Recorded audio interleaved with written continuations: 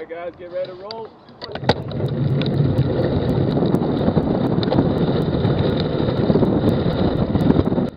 Hey cycling community, this is Steve Grusis, the Cycling Greek. We've had a cool spell here for a bit, with temperatures in the 70s and the lower 80s.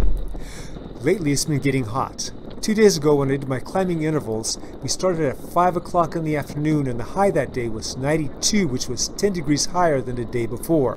In today's ultra-fast puke ride workout, the temperature was 102 degrees with not a cloud in sight. I started my riding off with doing about a 75-minute easy spin warm-up. I was keeping hydrated and kept my electrolytes up, and I can tell I was doing much better than I was in previous years, probably because that my shape, my form, was much better at this time of the year.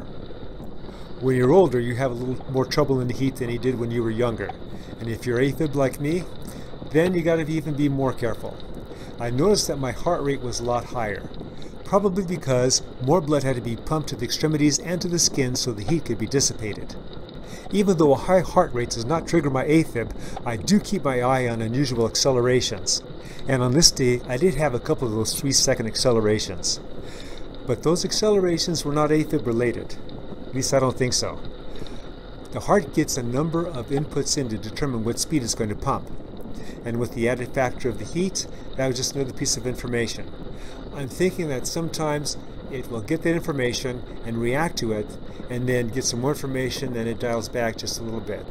Let's for a moment jump to the action on the screen. If you've seen my other videos with this workout, you'll know that I'm lasting much longer than I have in other past workouts. A couple of reasons for that. One, my form is getting better. Two, the super fast riders are not here, just the fast riders. I can hang on the fast riders, but I can't hang on the super fast riders, while the fast riders can hang on the super fast riders. Pretty much I was hanging on.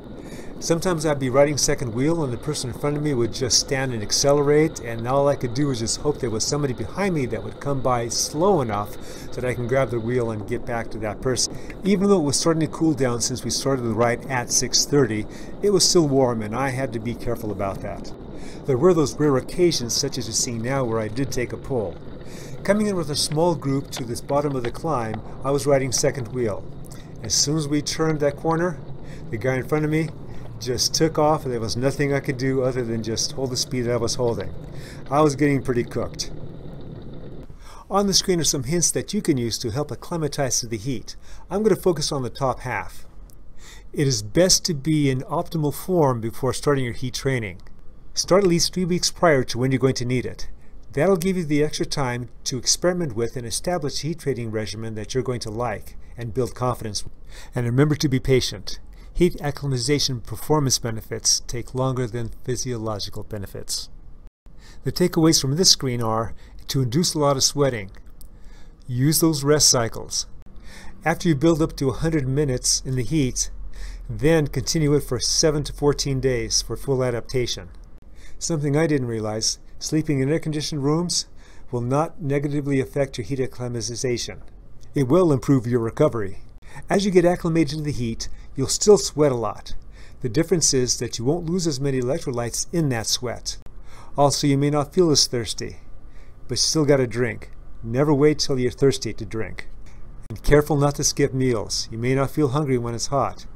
Back to the action on the screen. The rider in front of me is long gone.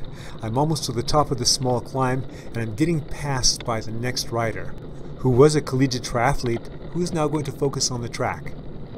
I dig deep to get on her wheel and then go to the front and take a pull to help cut some distance to the guy in front of us.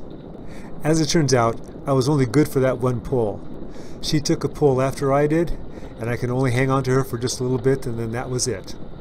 I hope you enjoyed this video and got something out of it. Remember, comment, like, subscribe. The Cycling Greek.